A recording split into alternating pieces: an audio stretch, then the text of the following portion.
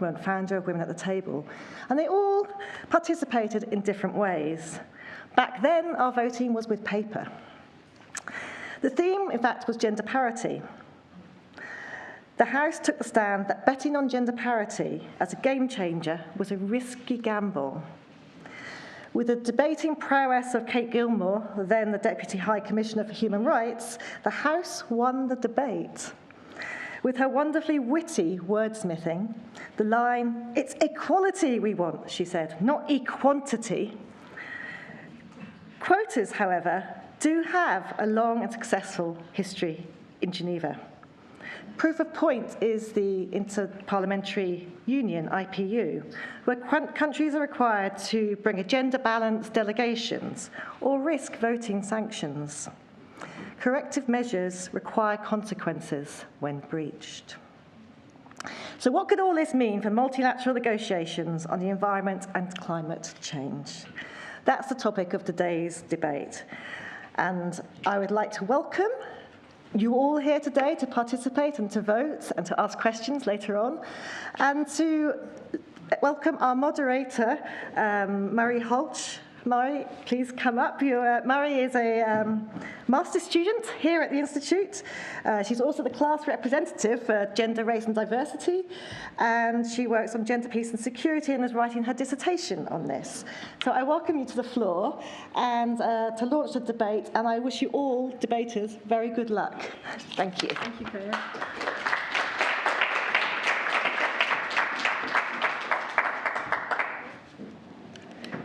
Dear guests, dear participants, I'm very happy to welcome you to the 5th Geneva Gender Debate. And thank you, Claire, for your insightful opening remarks and for your introduction. I'm Marie, I'm a student here, and I'm very excited to lead you through this debate as your moderator. This event is organized by the Geneva Graduate Institute and the International Gender Champions.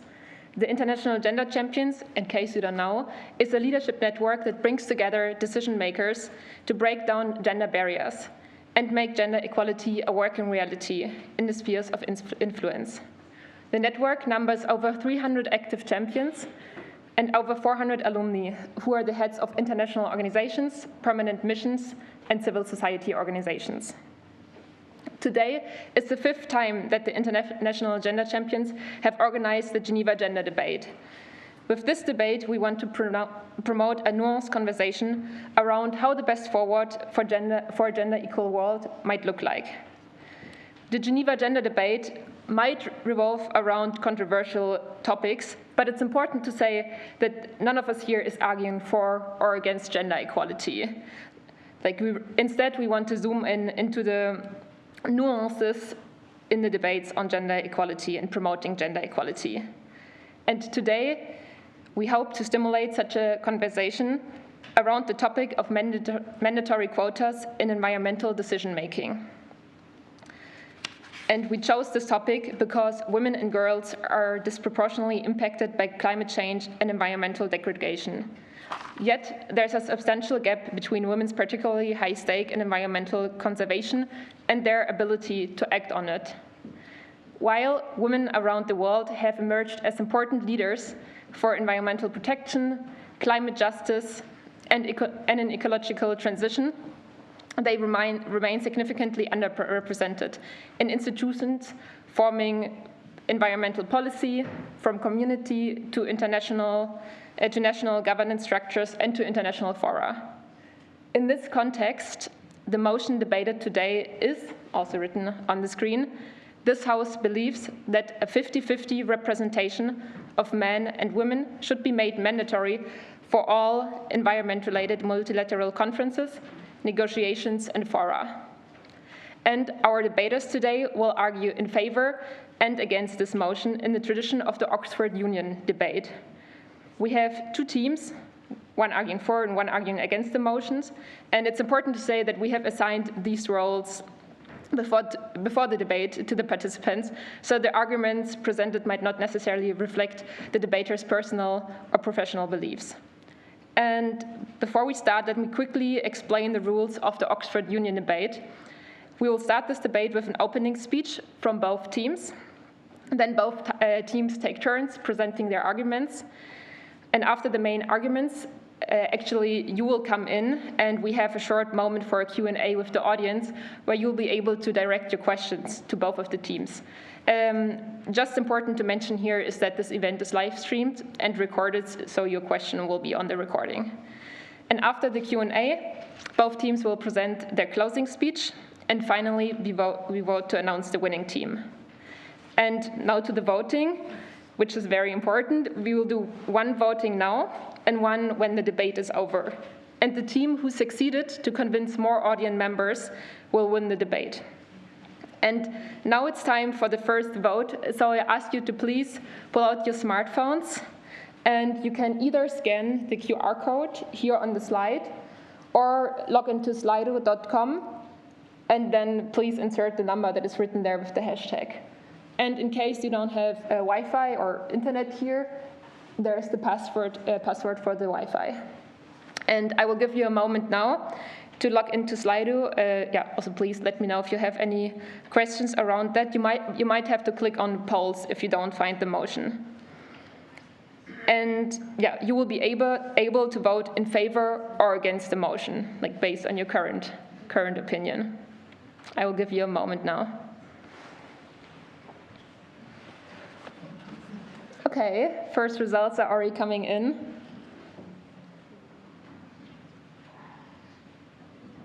Okay, I think we have an audience in favor of quotas so far. I will give you all a moment. I still see some smartphones up. Would be great if you can all vote now, so we have a good picture of what the opinion is in the room.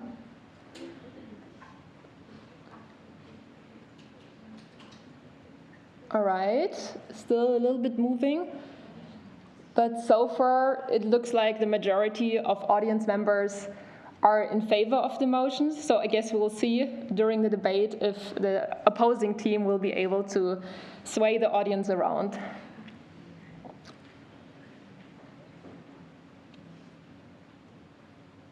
All right. I think we can leave this for now. And now it's finally time to introduce our amazing speakers for today. I will first would like to invite Adriana Quiñones to the stage, who's the head of human rights and development at the UN Women Geneva office. Welcome.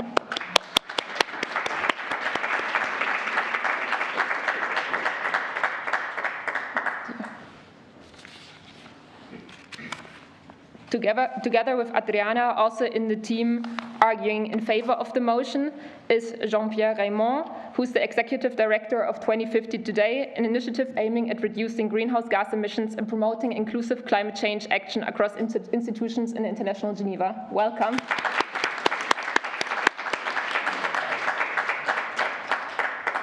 Now I will introduce the team arguing against the motion. First, I would like to welcome Ambassador Nadia Theodore to the stage, who is the permanent representative of Canada to the World Trade Organization in Geneva. Welcome.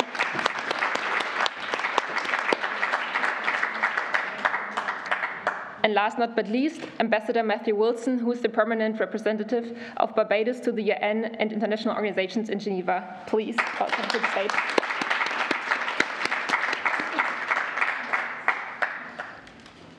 All right. Now we will start. Each team will have one person deliver a 2-minute opening statement, starting with the side in favor of the motion. My colleague Tess here will take care of the timekeeping, which will be vigorous, and will ring a bell once your time is up. Can you please demonstrate? All right. Thank you, Tess. And now I would like to ask the first speaker, Adriana Quiñones, to deliver your opening speech for the team in favor of the motion. You have 2 minutes. Thank you.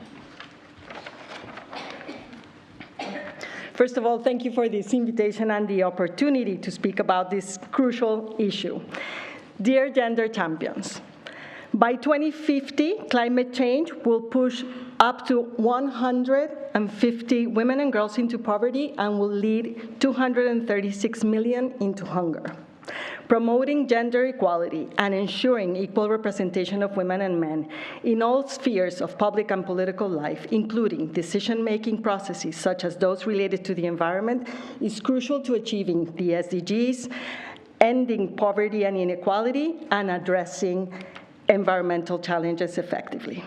Evidence shows that equal representation would lead to increased efficiency by addressing the key issues, increasing accountability, increasing funding and financing, and exert as a powerful example that achieving gender equality is possible and ensures inclusivity, and that no one is left behind. Our analysis of 201 speeches in COP 24, 25, 26 shows that only 16% of countries and intergovernmental mechanisms mention gender equality as a key objective. Therefore, it is more important as ever as climate change has different and disproportionate impacts on women and girls. Women's livelihoods are more likely to suffer, as many women rely on natural resources for their income than men do. Climate change and environmental degradation have exacerbated the care demands on women and girls who take on the bulk of care work when care demands increase and intensify, and public and private systems and services are inadequate or underfunded to meet them. Women face disproportionate barriers to own productive assets, and the absence of which can limit their capacity to cope with disasters, exacerbating poverty and placing women in a situation of vulnerability. More important, we're missing the opportunity to transform the position of women and girls with clean jobs and innovative technologies.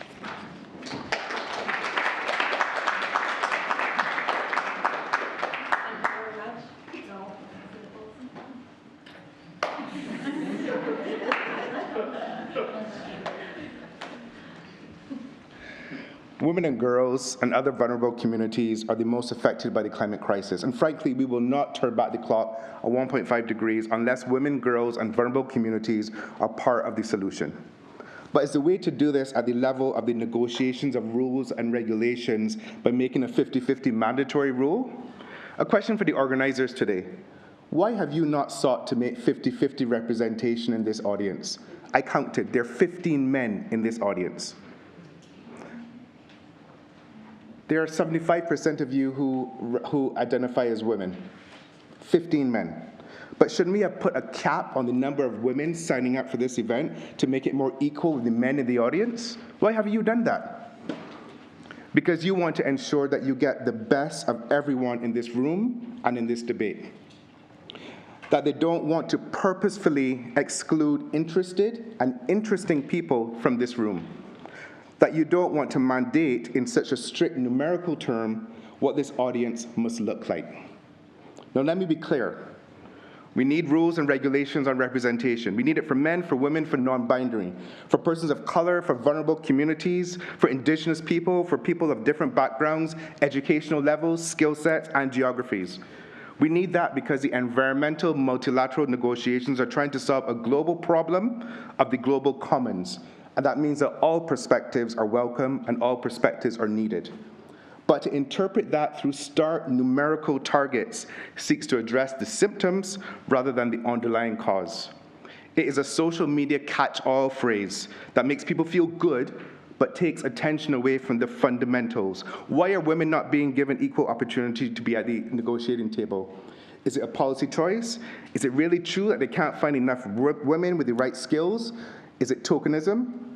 Have any of you heard of the book Atomic Habits by habit building expert James Clear, where he mentions a Harvard study at the Massachusetts General Hospital to see if they convinced people to drink more water and less soda. They didn't talk to anyone. They didn't mandate targets. They simply added more water in the cafeteria fridges. And what happened? Over the next 6 months, people drank 25% more water and 11% less soda. So create the environment for more women to be actively engaged on environmental issues at the local level. Create spaces that are comfortable and welcoming for women at these conferences. Actively reach out and be intentional on women's participation. And you will get the right mix of participants who have chosen to be there because it is a space that values their contribution. I rest my case.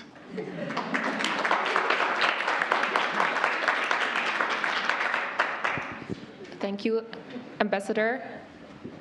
I would now, each side will present their arguments in 4-minute time slots, and we will start again with the team in favor of the motion. And now I would like to welcome Jean-Pierre Reymond to the lectern.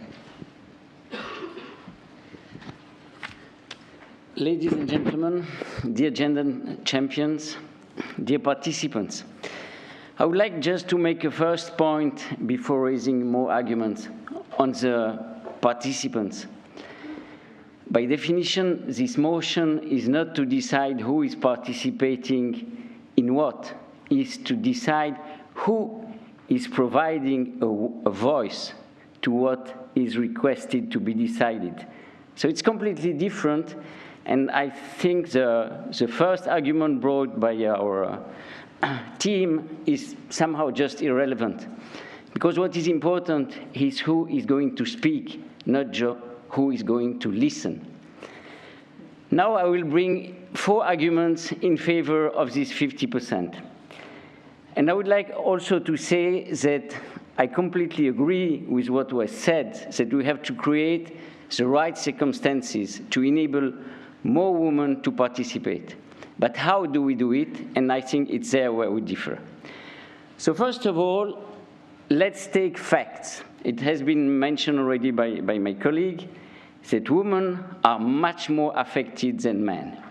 And here, I think it's important to realize that climate change, loss of biodiversity, overall destruction of our ecosystem is not business as usual, a simple problem to be solved.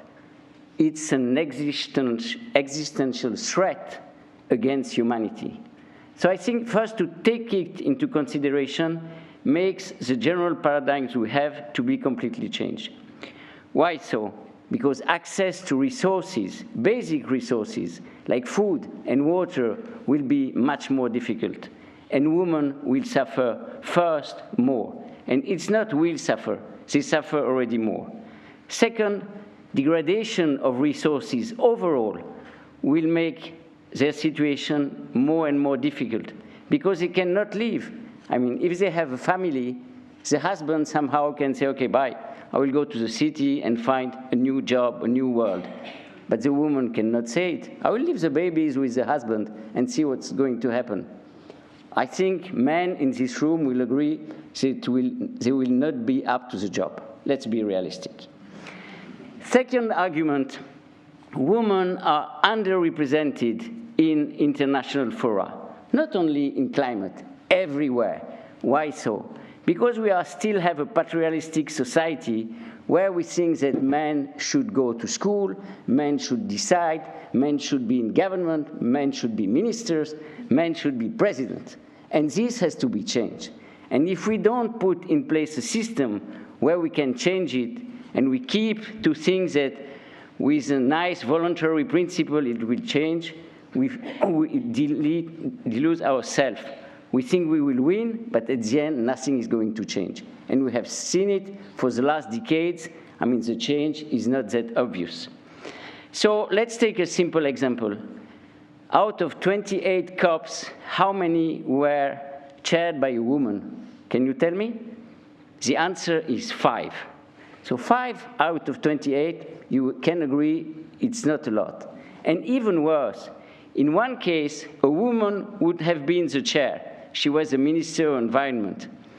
But for some specific reason that you can imagine, the government decided, no, it should be a man to be in charge of the COP. So even when you have the right setup, as mentioned by my colleagues, that it will enable women to participate, at the end, the one who will decide is somebody else.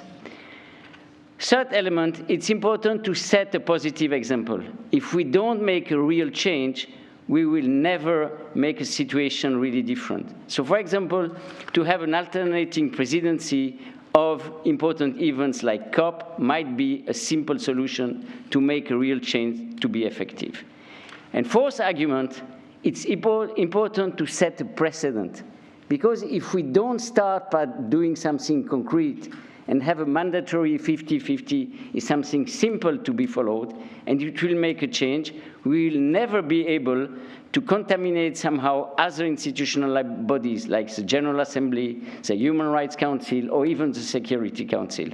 So it's important to make this real change mandatory so we can start a real and serious discussion. Thank you.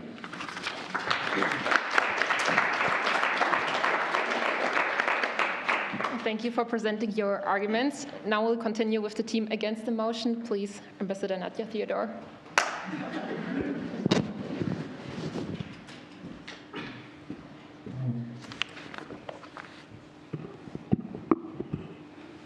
Why 50%? Why not 60%? Why not 70%? Or whatever percentage is needed to ensure that the views and experiences of women in all of their diversity can be represented in international climate and environment spaces. It is my view that achieving gender equality requires the recognition that every policy, every program, every project affects women and men differently. Women and men have different perspectives, needs, interests, roles, and resources. And those differences may also be reinforced by class, race, ethnicity, or age. They may be different based on the geographic location or the occupations pursued by women. They may also be different based on religion, caste, or other demographics. Policies, programs, and projects must address the differences in experiences and situations between and among women and men. We agree. We also know that environmental degradation, pollution, and climate impacts affect women differently than men due to their roles in societies. Because the impacts are different, we must look to climate solutions which deliver for women and their specific life circumstances. In doing so, we should be wary of tokenism and strive to ensure, as we bring in women representing different lived experiences, that we ensure that we are providing space for true engagement rather than just allowing for names on a list. We also need to ensure that multilateral environment negotiations create opportunities not just for representation, but for seats at the table with real decision-making authority when they get there. Equal participation goes beyond numbers. It involves women's equal right to articulate their needs and interests, as well as their vision of their society, and to shape the decisions that affect their lives, whatever cultural context they live in. That is why I argue that a 50% target is a blunt tool. And let me be blunt. The very fact, and it is a fact, that we have more than enough women of different demographics, from different demographics around the globe to actively and impactfully participate and lead in climate and environment conversations, but yet decision-making tables remain pale, male, and stale, speaks to the very problem at hand that a quota will not address. The problem is this: it is not the who of leadership that makes true change. The poignant saying used in change management theory, soft on people, hard on systems, comes from the recognition that you can change the pieces on a chessboard, but if the game that you really should be playing is checkers, you will remain stuck. When we focus on the numbers, we lose focus on where the real harm lies: the systems and the structures that consistently and continuously leave women out of decision-making processes, oftentimes while we are at the table, or intentionally choose women who are committed only to supporting and maintaining the status quo. Not all skin folk are kinfolk. Changing the systems and not just adding numbers should be the focus.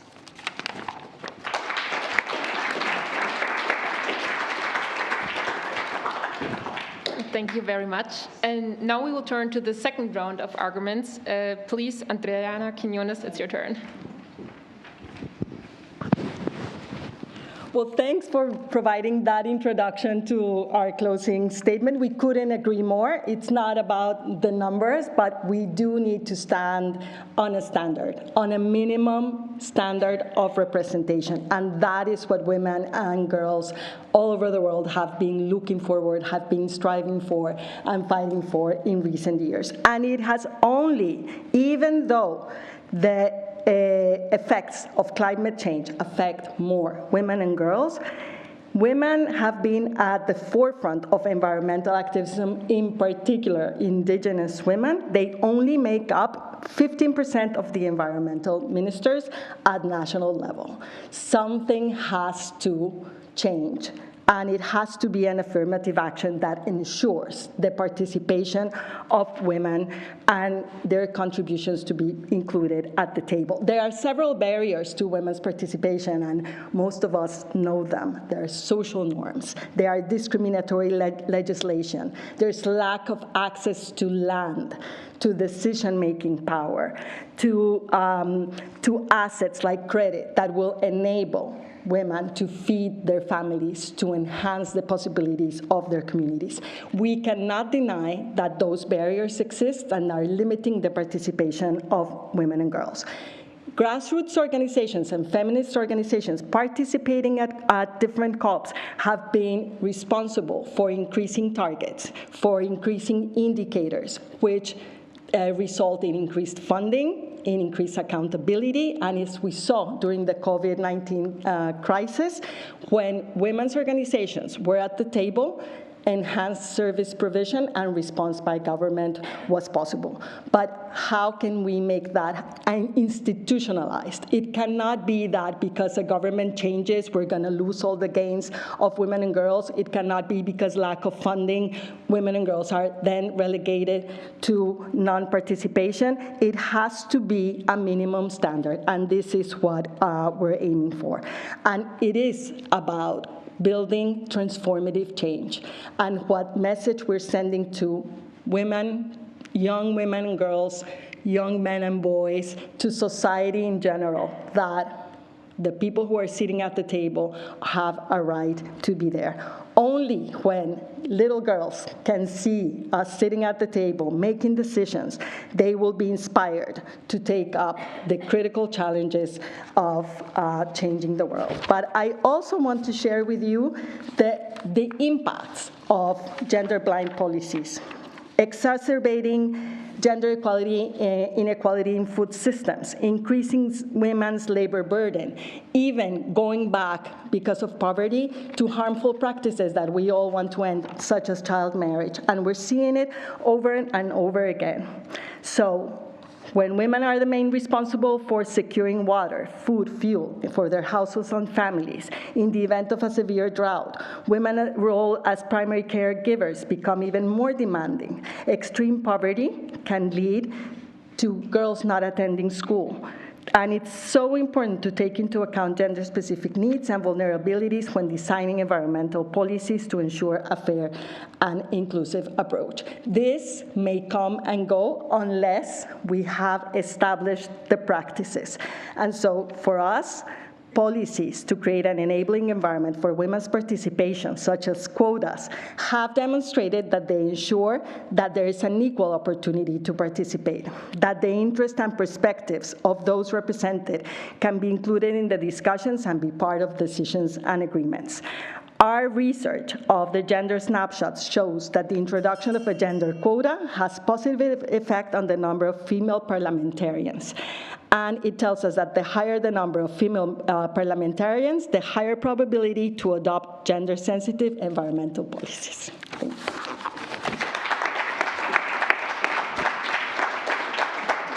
Thank you.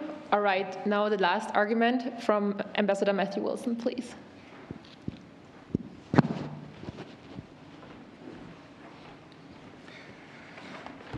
I'm going to get personal. Nadia and I are clearly people of color, proud people of color. And we have made it to where we are through hard work, opportunities, and let's face it, sometimes having to deal with some prejudices. Being a woman, being someone from a small developing country, being black, let's not sugarcoat it. But would Nadia have wanted to become an ambassador because she happened to be the last 50% allocated?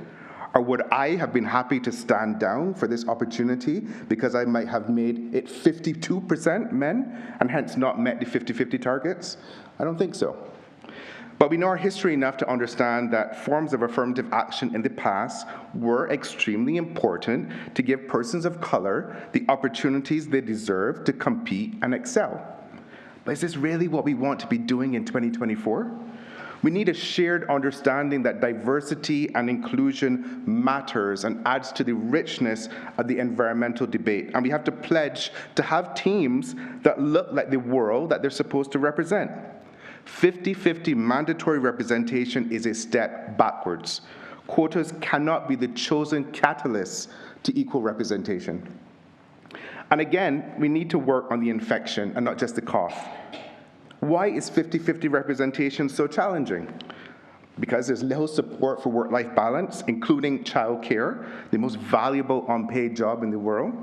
Stereotypes persist, even though some research findings show that the gender similarities hypothesis show that men and women can perform the same tasks at the same levels.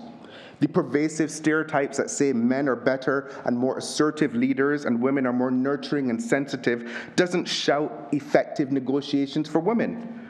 Women can be all of those things and none of them. Men can be all of those things and none of them. Stereotypes only reinforce barriers to entry. But can we wait for gender parity at environmental conferences to happen organically? Has there ever been a situation where parity has been achieved without hard targets? Yes. Certain fields like medicine, law, journalism, academic biology, and academic psychology are expected to reach parity without numerical top-down intervention. And finally, this may not be a nice thing to hear, but if you make numerical targets mandatory, you may indeed get a race to the finish line, but it could have led to bypassing more qualified persons to tick boxes that will do everybody, especially women, a disservice. I rest my case.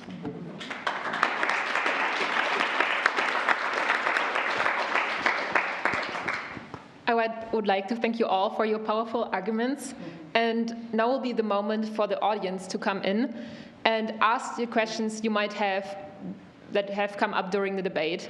And please keep your questions short and address which team you would like to answer, the team in favor or against the motion. Also, I want to remind you that this event is live streamed and recorded, so your questions will be on the recording. And now if you have a question, just raise your hand and there will be a microphone passed to you.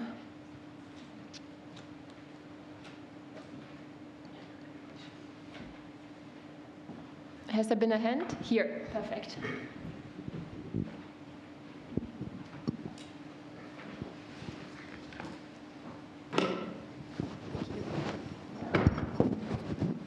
Okay, I'll keep my question brief. I'm not sure if it's allowed to be open to both sides, but in general, continuing on the point from Ambassador Wilson, do you believe that having the 50-50 quota will successfully also take into account intersectionality? Because we do know that women come in many different forms.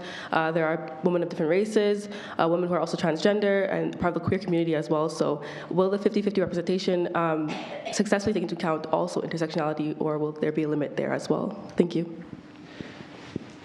All right. Would this team like to start answering? One of you?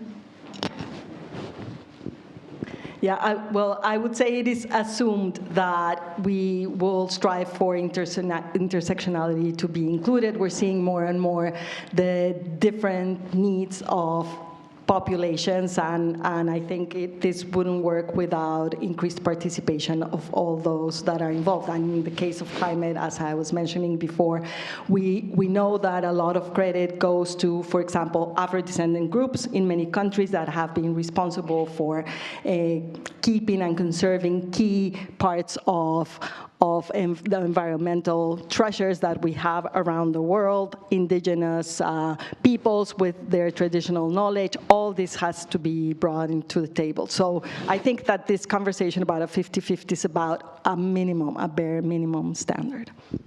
Thank you. Would you also like to answer the question, or? I have mine. Thank you. No, it's okay. Well, I would just say that is it? Yeah? No. I think mine is also, yeah. Okay, merci. Mine was also. We share the microphones. We are very Exactly. We're very open. We're very open. I would just say that it's an excellent question, and I would pose to the fora team, what percentage? What percentage? Are we doing 50%, 60%, 70%? We seem very, very clear that when it comes to men and women, there is a hard 50% rule. But when we talk about intersectionality, it becomes a best endeavor. So I would ask, what percentage? Thank you so much. I'm sure your team can address this in the closing statement later. Thank you for your question again and for being brave. And the first one, I see already a hand raised there in the middle, and the man sitting on the side. Thank you. Hi, thank you for the interesting discussion. The question I have for those who are against the motion, if you don't put mandatory quotas, how long do you think it will take you to achieve appropriate representation of women by addressing root causes, etc., that you mentioned without mandatory quotas? From your expectations, how long do you think it will take you, especially that the clock is ticking? Thank you for your question.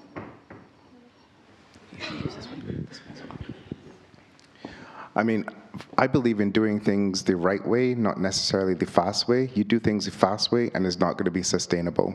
And you might not get the right people at the table.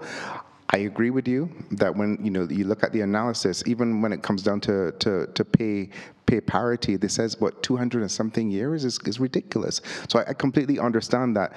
But we need to turbocharge what's happening at the local level. That's where we need to put our emphasis.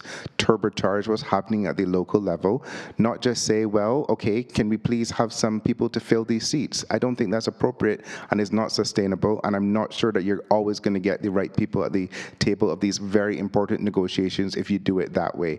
And as I can't remember if it was you, I hope it was you, because I'll be agreeing, who said that sometimes you have, women who are placed in these positions who are not empowered to act independently. And that's not what we want. And that's what I fear will happen if you give quotas. You'll just have a lot of countries say, okay, let me fill these seats with women who are going to say exactly what we want them to say. And that's not what we want. We want women who are sitting there who are empowered to be able to speak their mind. Thank you. Thank you very much. I think we can maybe take two questions more for now. I see one right there in the front. Okay, let's just start with that one. Yeah. Hi, I do agree with what was said, but I see the example of Rwanda, who's the leading gender equality champion in the world. And they have a mandatory rule of 30% women in everything leadership, like including private sector. And now the country has surpassed that 30% threshold, and they're at 61% representation of gender in political leadership.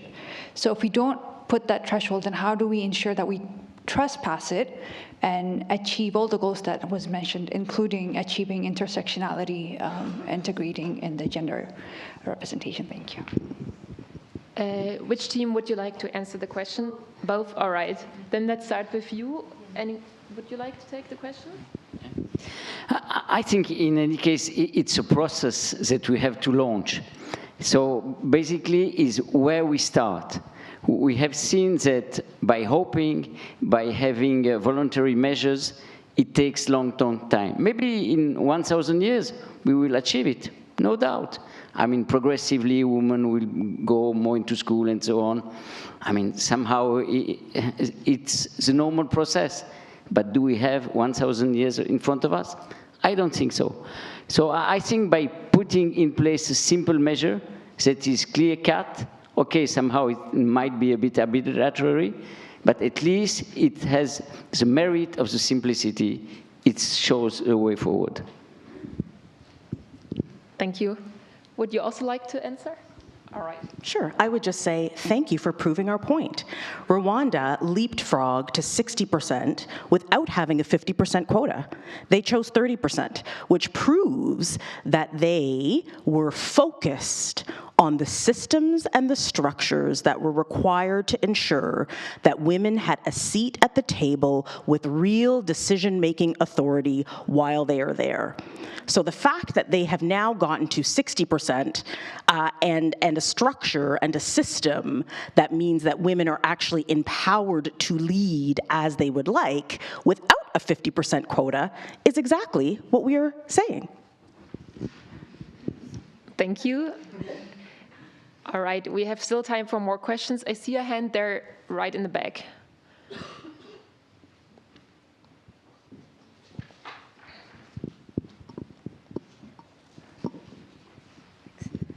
Thank you very much.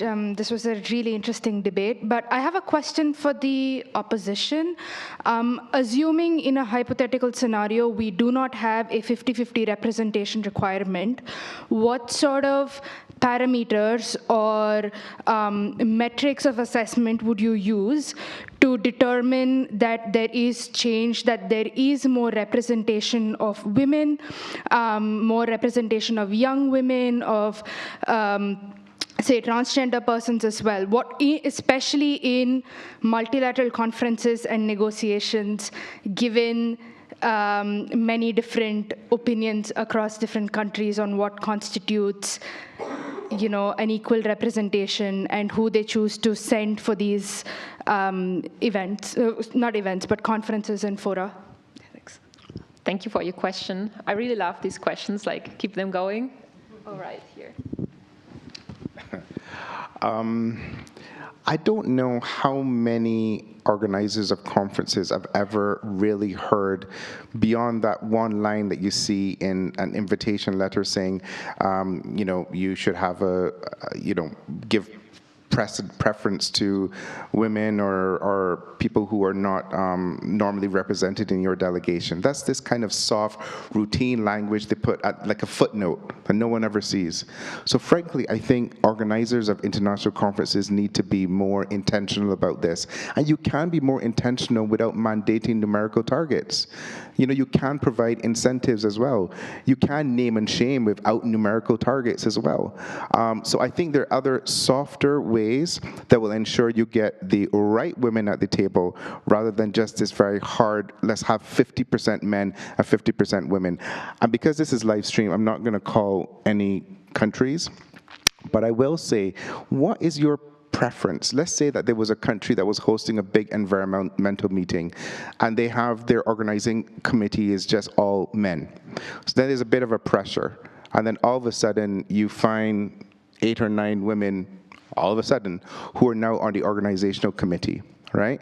How do you feel about that? And that's a question I'm throwing back to the audience. How do you feel about that? Was that global pressure? Was that embarrassment? Was that a recognition that they themselves needed to have more representation? So I throw that back out to you and the audience to think about. Thanks.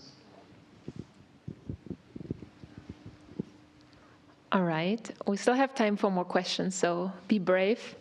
Yeah, I see a question here in the gray sweatshirt.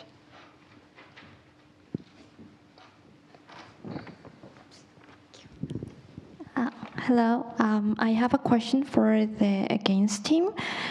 You said it's not about the quota, but it's more important to secure that the qualified people, whether it's men or women, are seated in the multilateral conferences in terms of environment-related issues.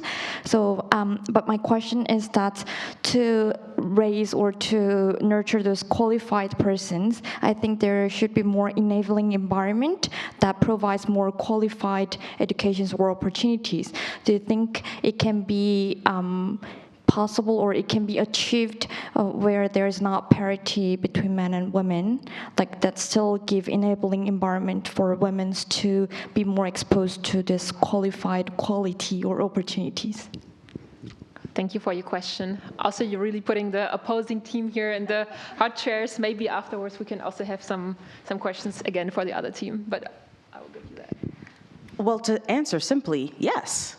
And And I would go one step further and say that, in fact, that enabling environment needs to be created in the systems where men are. I always find it very interesting. For me, it's usually a question around, what do we do to fight racism? And my answer is always, I don't know, it's not a me problem, it's a you problem. The same thing happens when we talk about more women in climate and environment negotiations.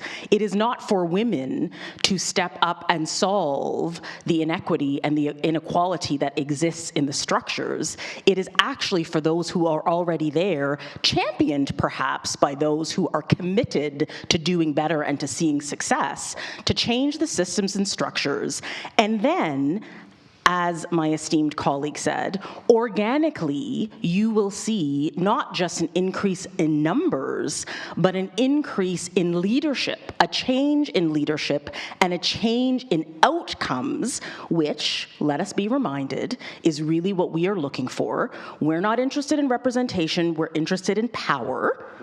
That is when you will see the true change. And I just want to pick up on one thing so that you don't leave here with the wrong impression from our team. When we say that things should happen organically, that doesn't mean we should leave everything to the market. It doesn't mean that we just sit back and, hope that things are going to work out. Not at all. There are things that need to be done with the education system, things that need to be done with work-life balance, with childcare. So these are things where very specific policy interventions and changes need to happen. We are just not convinced that the end goal of all of that is mandating 50-50 equal representation at environmental conferences. A lot has to happen behind the scenes, the back of the value chain, to make this thing work and to make it sustainable. So when we say organically, we're not saying we step aside. We're saying that there are things that do need to be massaged, very clear policies that need to be put in place. Thanks. Thank you. I already saw a question there in the middle. Yeah. Oh, there are two questions. We can also take both at the same time.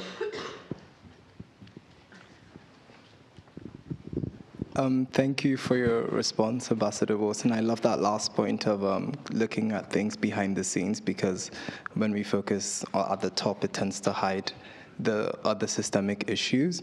I think one question that I'll pose to the against and the for has been, we've been talking about qualified a lot. And do we think we should trouble what qualified looks like? Because I think that may be part of the problem when we talk about this, in terms of women or men should have certain qualifications look a certain way for them to be in specific places, but that might be why some people are for the 50-50, because there's a hope that different experiences means that they are qualified in different things, and we need to hear these different qualifications, and qualification should not be a white male standard of, so this is for both teams. Thank you. Thank you for this excellent question. And there was another question here in the front, in the middle. Yeah. I think we can take both at the same time. Yeah. Thank you.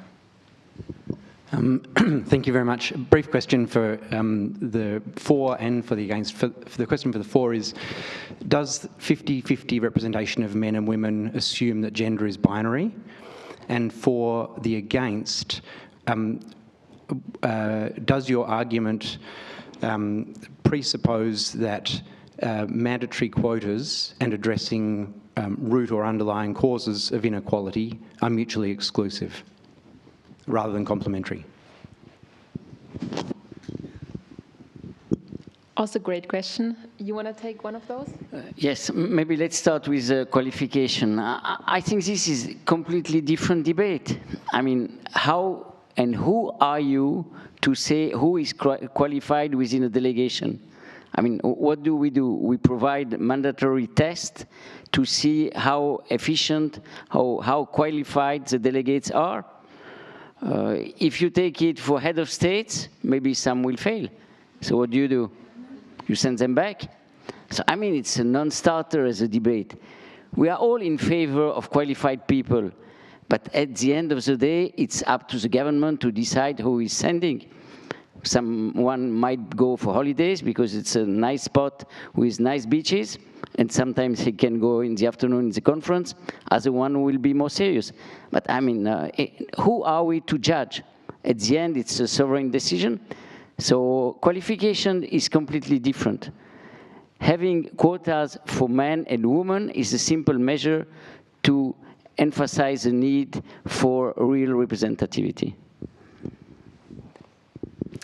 Thank you. Well, I would say that, of course, it's an old discussion, the 50-50, and is it binary or not? I, of course, think that this, what we're talking about, is a minimum. Our calculations for ensuring gender parity are of 300 years.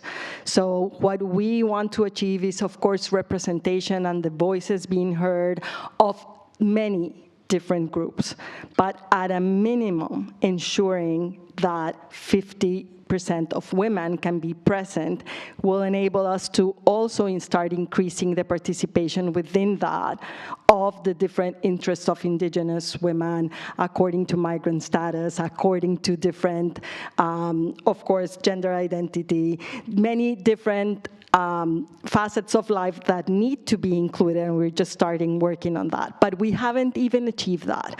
After so many years of quotas, we have not surpassed the 35% of representation of women in parliaments.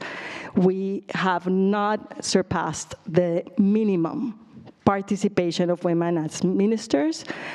We don't have equal representation of women in the private sector. We need to continue to increase that. And once we do that, we can start evaluating how it worked, how it can be improved, but we are not even there. And that's, I think, something that should concern us, because we're talking about 300 years to achieve gender parity as a minimum. Thank you. I will give you also the chance to answer to one of those questions, or both if you want, and then we'll move on to the closing statements. Thank you. Thank you, Theo, for that question on qualified persons.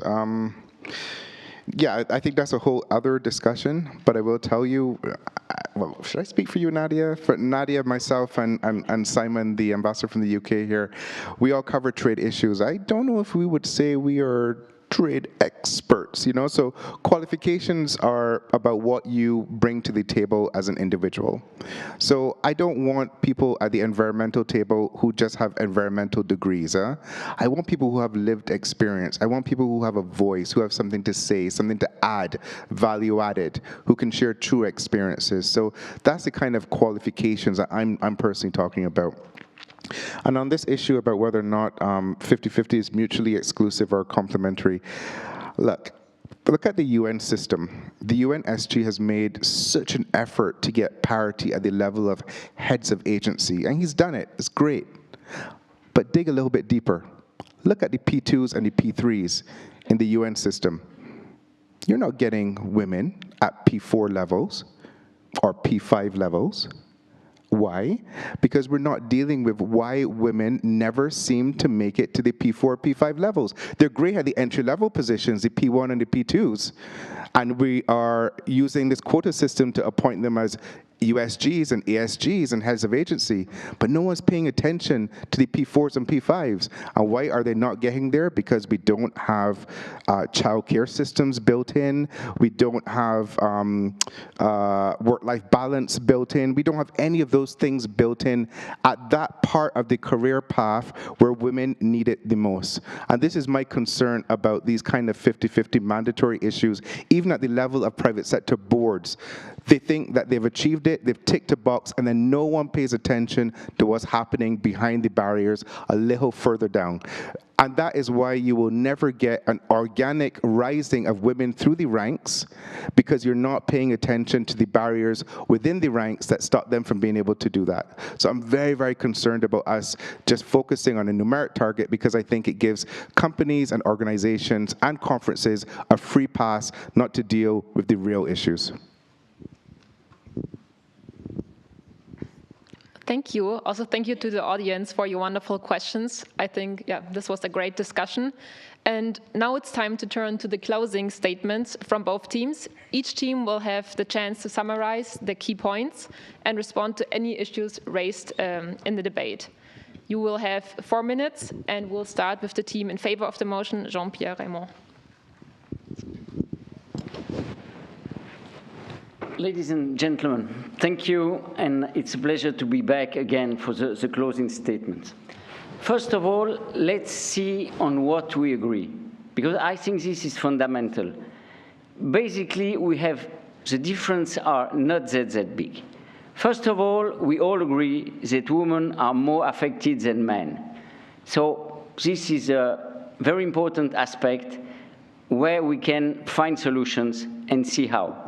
Second, we all agree, and this is extremely important, that women are underrepresented, not only in environmental fora, but in any kind of situations. So now the question is, what do we do concretely to make this change? So our colleagues are in favor of the gradual approach, saying by naturally it will evolve. Sooner or later, creating the nice, appropriate environment, everything will change. The problem, as I mentioned before, that because we have no pressure, somehow we have no specific rules with clear objectives to achieve, no way to measure if we succeed or not, we will continue to make little changes that might improve overall in the decades or 100 years to come the situation, but it will not deliver what is needed now. The underrepresentation I mentioned, and the fact that women are much more affected than men in climate circumstances or environmental disaster. So somehow you will not solve the problem and bring the solution, but this idea of gradual, voluntary modification. We need to put a rule, a simple idea where we have to strive for and find the way to implement it. So if we say the goal is 50-50 by, let's say, 2030, it's not tomorrow, but it's not in 2050, so it's also different. I mean, at least we have a goal. How we will change the system, it will take time, this for sure. But just thinking that we have to take into consideration everything because the whole system has to be changed without a clear indicator, without a clear goal, will just delude ourselves because we will not able to make it and make this fundamental change that is needed.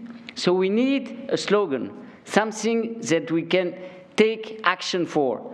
Otherwise, it's just business as usual, and it will not change. I will give you here a small example. We all agree that overspeeding or going too fast in any situation with a car or a motorbike or whatever is not good. I think there we all agree. So we can say we have put the right lamps, green, black, red, sorry. We have the right signals to inform everyone that here you have schools, here you have hospitals, here it's at night, so you have to reduce the speed. Everybody will be in favor. I mean, you create the nice, enabling environment to convince everyone that overspeeding is bad. Okay. But is it going to make a real change if you have no sanctions? If you say, okay, you didn't respect, you didn't follow the nice ideas we have provided to you, too bad. You just killed 2 people, 5 children in front of the school, because you were not taking into consideration all these nice principles we have set up with the right signals and so on. No, it just doesn't work. You need the sanctions. You need something that is clear-cut, black and white. I'm sorry to make it somehow simple, but we need a strong message, and this has to be a political message. By having a 50% participation, you ask everyone to think about how they organize their delegation, how they are really representative, and you open up to any kind of sector, be it indigenous people, marginalized people, and so on. So it's a way to shake the system and to make the change. Thank you.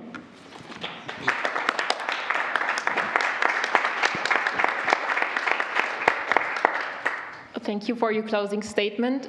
Now it's your turn, Nadia. Thank you.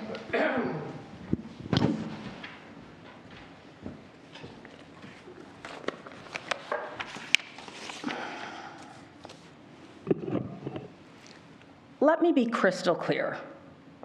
Nobody is arguing for a soft, gradual, steady-as-she-goes approach to achieving gender equality in climate and environmental negotiations.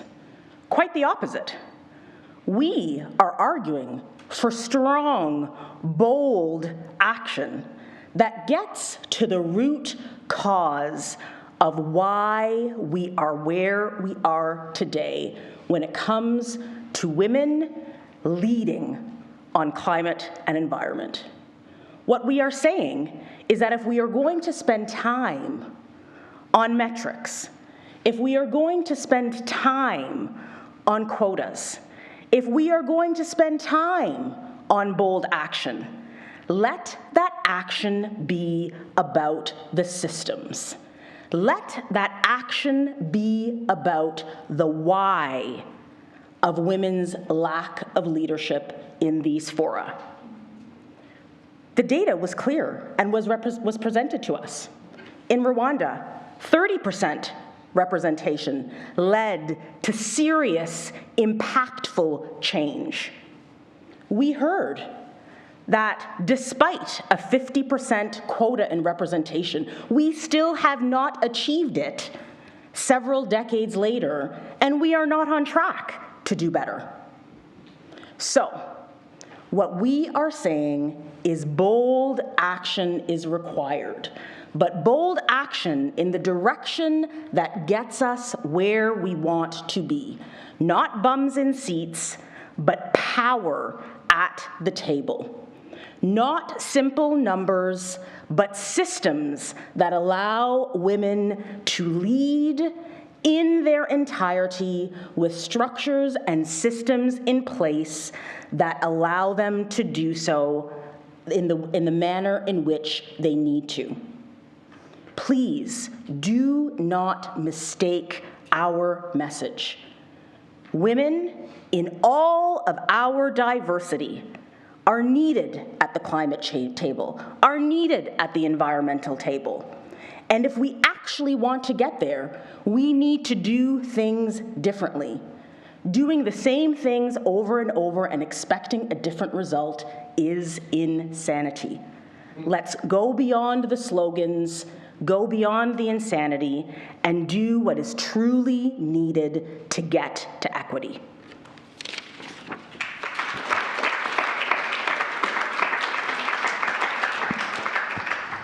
Finished perfectly on time. Thank you very much for both of your closing statements. And yeah, before we do the final voting, I first want to give a very big thank you to all the debaters today for presenting your powerful arguments.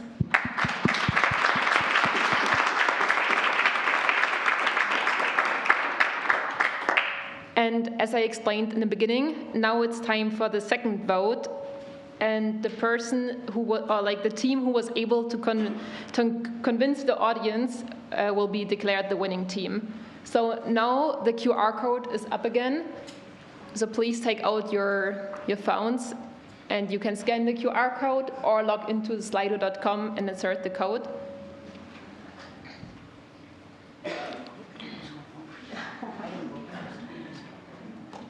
Are you voting as well? All right. All right. I did it before. One voice is one voice. All right, I will give you all a moment. Also, if you don't have access to internet, there's the Wi-Fi code on the top right corner of the screen. So you should all be able to log in. I still see some phones up.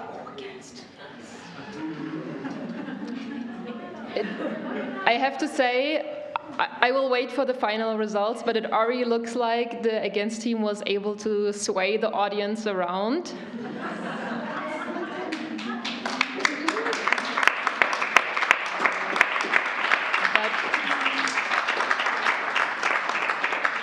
No, this is truly wonderful, but I will have you all voted. I still see some phones. No, I think it's all good. My colleague up there is calculating the final results, since it's not that easy. But again, I really want to say a big thank you. I think, both sides presented wonderful arguments, and this is a debate that we're probably going to have in the future again on quotas, on representation, not only related to environmental negotiations, but to many other fields as well. So thank you very much again. Let's see, do we have the final results already? Okay, I think it's taking a moment, but like I said before, I think that it looks like the team arguing against the motion won this debate. So thank you very much. You have been really, well argumentative. I've been told that before. I mean, maybe now that we're waiting, I wanted to ask you how it was for both of you to debate for both sides, since this might also not be the professional or personal opinion that you were reflecting. Would you like to say something about that? Please. Please. The winner first. I was going to say, no, gracious winners will give you the floor. Okay, so let's start No, first with women. No, for me, it is very interesting to have this discussion because we are always arguing for the participation of women. And it's interesting to see how we can place the same ideals that we're striving for either or of the arguments. And I strongly believe, in spite of this debate, that it's women who know the solutions to the issues that affect them. It's women who have not been at the table, and we need to continue pursuing the mechanisms for them to participate and have their voices heard. Yes, for me it was really interesting to be part of this exercise, because I think basically we have all the same opinion, except that for the debate. We are all in favor of the advancement of the women's participation. And what is really important is to find the common points and to find the way forward. So you have seen that both arguments can be valid. And I think if we have really this objective to measure the success and to find the real ways to implement action, we will succeed. That's why it's really important to set the bar quite high and to measure it, maybe not to make it mandatory, but at least to take this measurement as a requirement to measure the success or not. And this, I think, it's really important. Thank you very much. Would you like to add something, or? Maybe just quickly, I would just say that I found it really interesting because I think that historically I have been a strong, fervent supporter of 50% representation as a requirement. But I must say that more and more as I see how I myself am treated at decision-making tables, and the amount of emotional labor that goes along with participation and representation when you are a woman, when you are, speaking for myself, a Black woman, without the supports and the systems and the structures in place that allow you to really have that strong voice at the table and decision-making power. I start to wonder myself if we are over-indexing for numbers as opposed to over-indexing for structures and systems. So I found it quite interesting to do the research and to hear all sides of the argument, and the questions were fantastic. So thank you very much. Thanks. I have to confess, I love to win. I do. It's a problem I have. I love to win. So I am happy that we won. But But, you know, I went into this really a fervent believer of 50-50 mandatory, yeah? I really, really did. And as Nadia said, it was the research that we did, and even hearing your arguments that kind of have persuaded me that maybe, as the gentleman there said, the two things have to happen in tandem, but maybe we need to give much more emphasis to the systemic change than just this harsh numerical target. So this really has been a great exercise for me personally as well, to be honest. So thank you. Thank you very much. Before we end this event today, we still have some time for virtual closing remarks by Mr. Martin Chingon, who is the Secretary General of the Interparliamentary Union and the Chair of the International Gender Champions Global Board.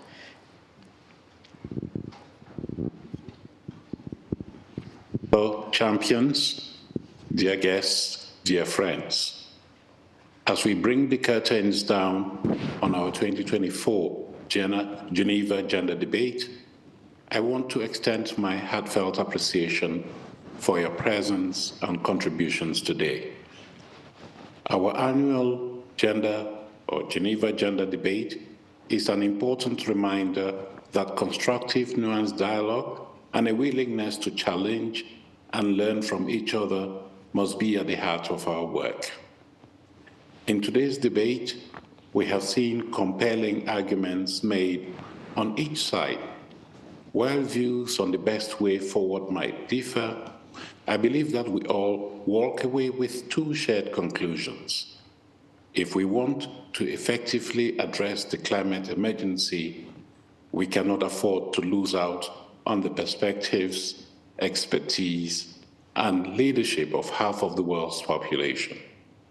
And we have to do everything in our power to spotlight those who have traditionally been excluded from decision-making spaces.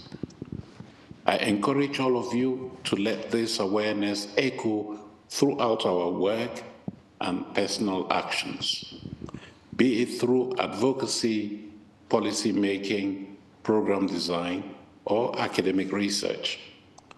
I thank the debaters for their invaluable insights and for enriching our understanding of the challenges and opportunities ahead of us. A warm thank you also to our excellent moderator.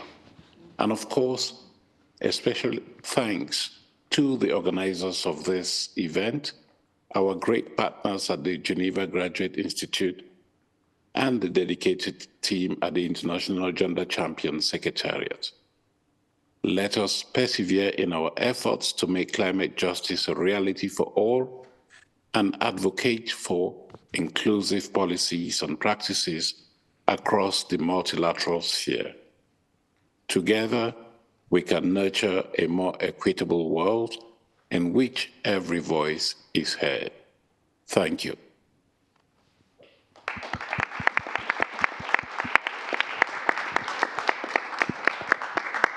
Thank you everyone for coming today, and special thanks again to our wonderful debaters. I think we can really see that there are many ways forward in the fight for gender equality.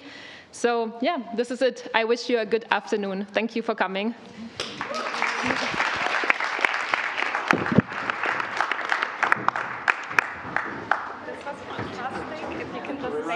For a moment, we're going to take a picture, and I think it works quite well if you're seated. All right. If you're seated. Congratulations. That's great. Thank you.